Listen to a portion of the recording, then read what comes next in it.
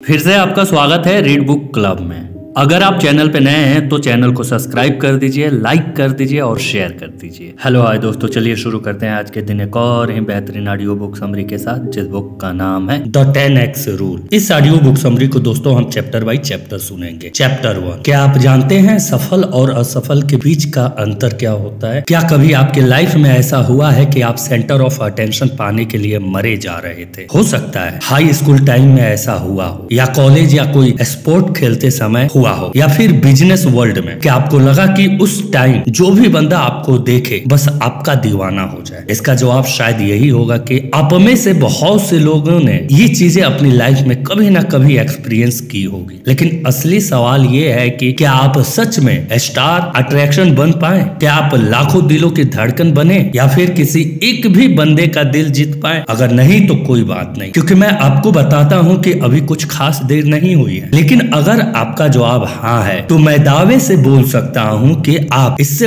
बढ़िया कर सकते थे। मुझे याद है अपने बचपन में ही मैंने ये ठान लिया था कि बड़ा होके जब मैं कॉलेज जाऊंगा तो अपने सारे दोस्तों में सबसे बेस्ट बन के दिखाऊंगा। मैंने कसम खा ली थी कि अगली बार जब कोई रीयूनियन होगा तो गेम्स में सबसे बढ़िया मैं ही करूंगा। बेशक ये मेरी दिल्ली तमन्ना थी, फिर भी जो सोचा था मैं उसका हाफ भी अचीव नहीं कर पाया। सच्ची बात तो ये है कि अगली बार जब रीयूनियन हुआ तो मैं खुद पर और अपनी अचीवमेंट पर इतना शर्मिंदा था कि क्या बोलूं। मैं खुद से पूछता रहा मुझ में कहाँ कमी रह गई, मगर मेरे पास इसका कोई जवाब नहीं था जब तक कि मेरे हाथ ग्रांट कमांडो की ये बुक नहीं लगी, जिसका नाम है 10x रूल। इस बुक का एम आपकी हेल्प करना है और मैं इसे पढ़कर बेटर अचीव करता हूँ, जो कि हम सबके लिए हमारा सबसे बड़ा डर है। ये बुक हमारे अंदर 10 गुना ज्यादा डिसिप्लिन, फोकस और हार्ड वर्क की आदत इम्प्लीमेंट करके हमें एक एवरेज पर्सन की पोजीशन से हटाकर आगे ले जाती है। मेरे साथ एंड तक रहे, मैं आपको बुक के बारे में और बताता रहूंगा ताकि आपको इसके बारे में एक जनरल और एडिक्टेड आइडिया मिल सके कि आखिर ये है क्या। चैप्टर 2, वो चीजें जो हम इस दुनिया में सबसे पहले आकर सीखते हैं, इस सोसाइटी ने पहले ही प्रेडिक्ट की होती है। जब आप माँ के पेट से इस दुनिया में आते हैं तो आपका माइंड किसी ताबुला रासा की तरह होता है, बिल्कुल कोरा। जो कुछ भी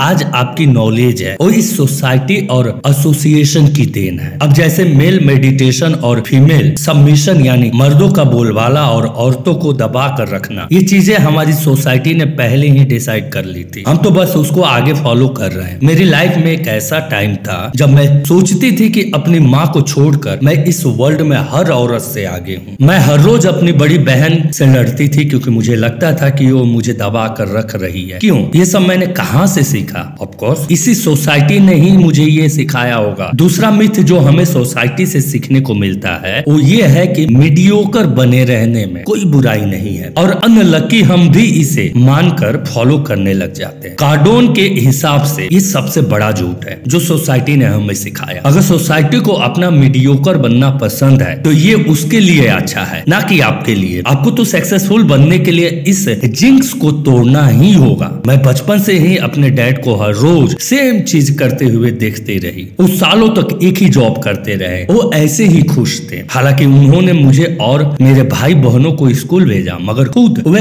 अपने स्टेटस से कभी आगे नहीं बढ़ पाए। ऐसा लगता था कि यही उनकी किस्मत में लिखा हुआ है, क्योंकि वो इसमें कंफर्टेबल हो चुके थे। उनके लिए तो ये बहुत था कि उनके बच्चे लाइफ में तरक्की करें, मगर ये गलत सोच है। अगर मुझे उस टाइम थोड़ी समझ होती तो शायद मैं अपने डैड को समझाती। एवरेज वर्ड का मतलब ही ऑर्डिनरी है। मेरा ट्रस्ट करो, ये वो चीज नहीं है जिसकी आपको जरूरत है। अब जैसे मान लो अगर आपके स्कूल, ऑफिस या बाकी जगहों में जितने लोग हैं सभी बेस्ट बनना चाहते हैं तो आपको ट्राई करना पड़ेगा कि आप उन सब से आगे हो। आपकी डिजायर होनी चाहिए कि आप अपनी कम्युनिटी, अपनी कंट्री में भी बेस्ट हो। अपना बेस्ट अचीव करने के लिए आपका एम एवरेज से हायर होना चाहिए। इमेजिन करें कि आप उन लोगों के कंपेयर में कहां पहुंच जाएंगे जो खुद को स्कूल, वर्क प्लेस या किसी भी जगह में लिमिट में रखते हैं। आप उन लोगों को उनकी डिजायर में मात देकर हर जगह ऑटोमेटिकली बेस्ट होंगे। तो इस बात को और अच्छे से समझने के लिए चलो सक्सेस पर एक नजर डालते हैं। चैप्टर 3 ग्रांट के हिसाब से सक्सेस को बेहतर ढंग से समझने के लिए आपको पहले ये 3 चीजें समझनी पड़ेंगी। पहली, ये बात सिंपल और क्लियर है, जब तक आपको सक्सेस नहीं मिल जाती हमेशा अधूरेपन का एहसास रहेगा। मुझे यकीन है आपने कई ऐसे बुजुर्गों को ये रिग्रेट करते हुए सुना होगा कि जब टाइम था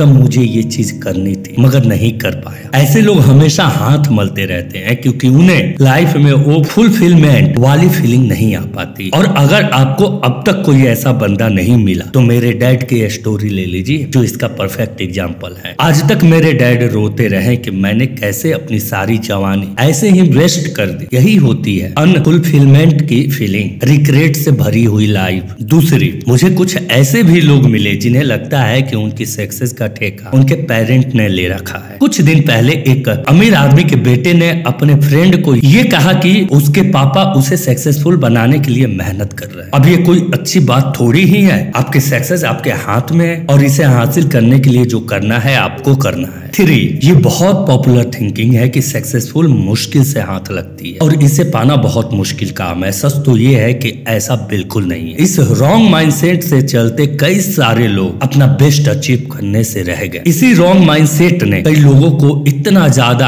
हैंडीकैप बना दिया कि सक्सेस पाने के लिए उन्होंने उल्टे सीधे रास्ते तक अपना। एक कहावत है कि आसमान इतना बड़ा है कि इसमें हर चिड़िया एक दूसरे को टच किए बगैर बड़े आराम से उड़ान भर सकती है। ये बात काफी हद तक सही है क्योंकि आप भी किसी और का बुरा किए बगैर अपने हिस्से की सक्सेस पा सकते हैं। मेरे एक फ्रेंड ने बताया था कि अफ्रीका में किसी जगह कुछ ऐसे नौजवान भी हैं जो अमीर और सक्सेसफुल बनने के लिए लोगों का इस्तेमाल करके तंत्र मंत्र करते हैं। नहीं, आप तो ऐसा सोचिए भी मत। ऐसा करने से आज तक कोई सक्सेसफुल नहीं हुआ है। और दूसरी बात, सक्सेस आपके लिए एक अल्टरनेटिव नहीं बल्कि एक जरूरत की तरह होनी चाहिए। यह आपके लिए कोई एक चॉइस नहीं होनी चाहिए बल्कि आपकी यही एक चॉइस होनी चाहिए। इसके लिए आपको बाकियों से कुछ ज्यादा एफर्ट लगाने होंगे। अब ये थोड़ा मेहनत का काम तो है ही। कई सारे लोग चाहते तो हैं कि वे सक्सेसफुल बने लेकिन इम्प्लीमेशन और एक्चुअलाइजेशन के बगैर कहीं भी नहीं पहुंच पाते। ऐसा हाई स्कूल के दिनों में मेरे साथ न जाने कितनी बार हुआ है। मैं हर टाइम रेजुलेशन लेती थी कि इस बार क्लास में फर्स्ट आके दिखाऊंगी मगर मैं बस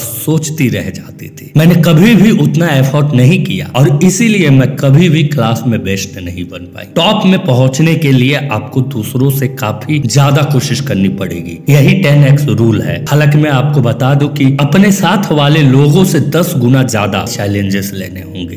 तो थैंक यू दोस्तों, ये थी आज की ऑडियो बुक समरी। दोस्तों, ऑथर ने अपनी इस किताब में बहुत सारे विषय पे चर्चा किया है। उनमें से कुछ पॉइंट्स को हमने यहाँ आपके सामने रखा है। उम्मीद है कि आपको पसंद आए होंगे। अगर आप इसे पूरा पढ़ना चाहते हैं तो आप इसे अमेज़न से खरीद सकते हैं। इस किताब की लिंक हमारे डिस्क्रिप्शन बॉक्स में मिल जाएगी। तो थैंक यू दोस्तों अपना कीमती समय देने के लिए। तो इसे अपने दोस्तों के साथ अवश्य शेयर करें। दोस्तों, आप लोगों से एक अनुरोध और रिक्वेस्ट है कि प्लीज हमारे चैनल को सब्सक्राइब कर दीजिए। हम आपकी नॉलेज को इंक्रीज ही तो करते हैं, please. Thank you for watching read book. अगर आप हमारे चैनल पे नए हैं तो हमारे चैनल को लाइक कर दीजिए, सब्सक्राइब कर दीजिए और कमेंट करके हमें बताइए कि आपके लिए और कौन सी ऑडियो बुक समरी लाई जाए।